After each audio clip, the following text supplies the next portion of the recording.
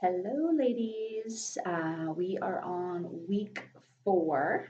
You guys are doing amazing. Some of you have really jumped it up, and I know you're making huge strength gains. I think you'll really start to see physical changes. Halfway through, we kind of snap that metabolism awake, zigzagging.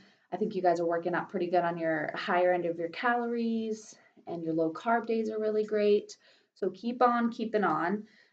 Week 4 and 5, we're going to focus on strength because ultimately we want our body to be more efficient at rest. And to do that, we need to have less fat, but we also need to have more lean muscle because the more lean muscle you have, the more calories your body burns at rest. And remember, we're just trying to achieve optimum efficiency of our body. So that's a huge piece. So week 4 and 5, we're going to up our strength game a little bit.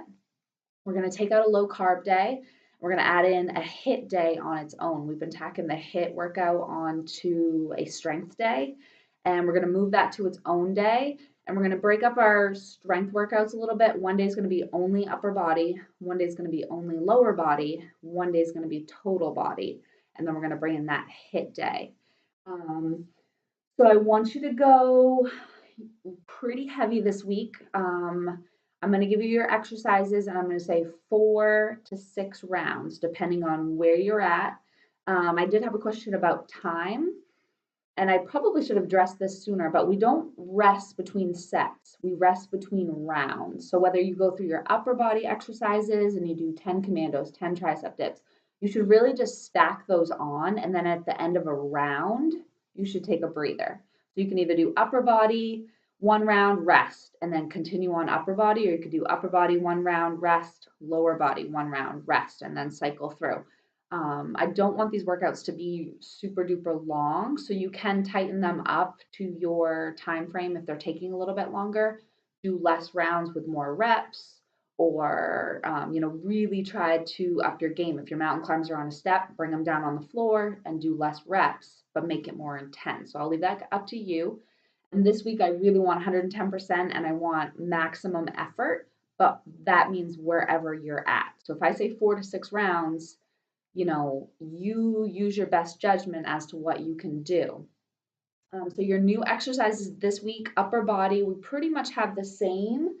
I'm adding in a slight variation to our Supermans. We did these week 1 as a core exercise, which they are front and back, mostly back side, but we're going to work our lats a little bit. We're going to do a Superman with a lat pull. So we're down for Superman. Okay, those arms come out straight. Our neck stays nice and neutral. We lift. We're going to pull down, pull shoulder blades down and back and pinch them together.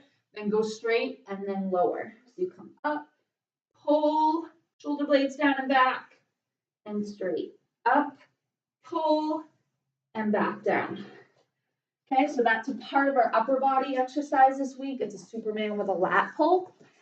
I want you to focus on those lats. You pull those arms down, shoulder blades come down and back, squeeze, then you go straight and then you lower.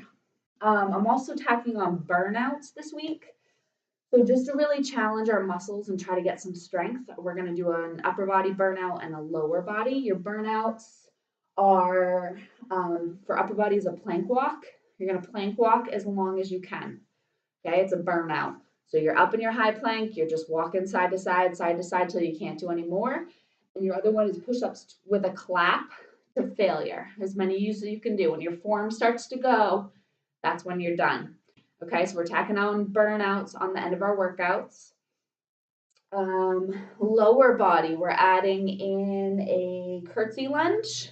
If you have any knee issues, you probably want to skip this and just stay with our basic reverse lunge. This is a curtsy lunge. Okay, so your hips stay square.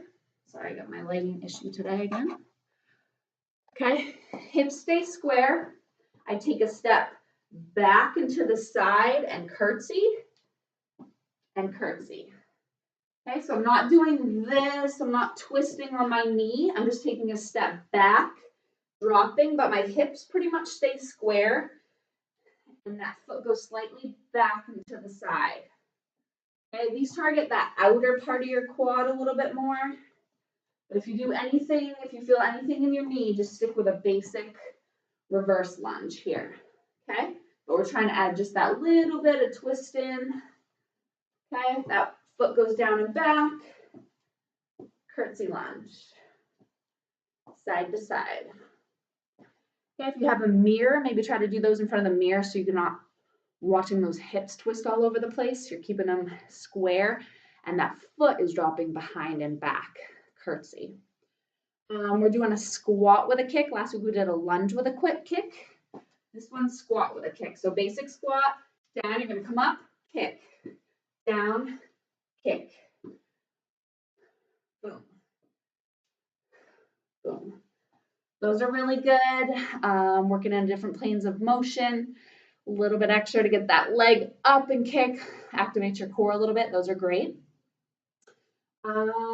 Everything else looks good. Your burnout for your legs is a wall sit. I'm having you go 1 minute if you can, but it's as long as you can hold it, again, until your form goes. And then squat jumps, which we've been doing in your HIIT workout, and lunge jumps. If you're not quite to lunge jumps, just do a regular lunge. But your lunge jumps are here. You're gonna start here, you're gonna pop it up and switch. Boom. Use those hands to fire up and switch. Okay, make sure your feet are staying far enough apart here.